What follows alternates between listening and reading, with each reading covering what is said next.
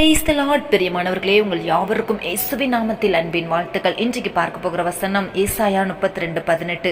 என் ஜனம் சமாதான தாபரங்களிலும் நிலையான வாசஸ்தலங்களிலும் அமைதியாய் தங்கும் இடங்களிலும் குடியிருக்கும். ஹல்லேலூயா. நீங்க கர்த்தருடைய பிள்ளைங்க தான். உங்க வீட்டுக்குள்ள போனாலே ஒரு மகிழ்ச்சி வருதா? அல்லனா எதுக்குடா என் வீட்டுக்கு போகணும், எங்க வீட்டுக்குள்ள எப்போனாலும் சண்டை தான், ஒரு நிம்மதியே இல்லை, ஒரு அமைதியே இல்லை, எங்க வீட்டுக்கு போகவே எனக்கு பிடிக்கல அப்படிங்கிற சிச்சுவேஷன்ல நீங்க இருக்கிறீங்களா? ஆண்டவர் சொல்லுகிறார், உங்க வீட்டுக்குள்ள ஒரு சமாதானத்தை கட்டளையிடுவேன் என்பதாக.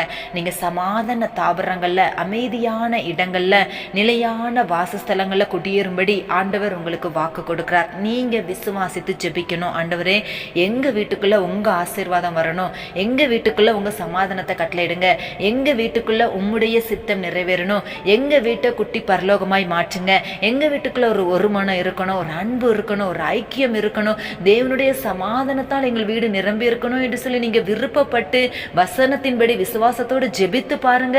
நிச்சயம் ஆண்டவர் உங்கள் வீட்டுக்குள்ள சமாதானத்தை கட்டளையிடுவார், ஒரு மாற்றத்தை காண செய்வார். இன்றைக்கு விசுவாசத்தோட ஜெபம் பண்ணுங்க. சொந்த வீடு இல்லாம அல்லது வீடு கட்டுகிற காரியம் பாதியிலேயே நின்று போய் என்ன செய்வதென்று தெரியாம இருக்கிறீங்களா? அங்கும் இங்கும் அலைந்து கொண்டு இருக்கிறீங்களா?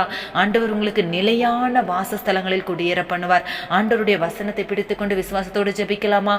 ஏசப்பா, இன்றைக்கு யாரெல்லாம் சமாதானம் இல்லாமல், வீட்டுக்குள்ள நிம்மதி இல்லாமல், அமைதி இல்லாமல் அங்கும் எங்கும் அலைந்து திரிந்து கொண்டிருக்கிறார்களோ, எல்லாருடைய வீட்டுக்குள்ளும் சமாதானத்தை கட்டளையிடும், ஒரு எழுப்புதலை கட்டளையிடும், ஒரு மாற்றத்தை கட்டளையிடும், அமைதியை கட்டளையிடுங்க. இசப்பா, வீடு கட்டுகிற காரியத்தில் அற்புதங்களை செய்யுங்க. உம்மிடத்தில் கேட்கிற ஒவ்வொருவருக்கும் நீர் ஆசீர்வாதத்தை கட்டளையிடும். இயேசுவின் நாமத்தில் ஜெபிக்கிறோம் பிதாவே, ஆமென். தேவ சித்தம் நிறைவேற என்னை ஒப்படைக்கிறேன்.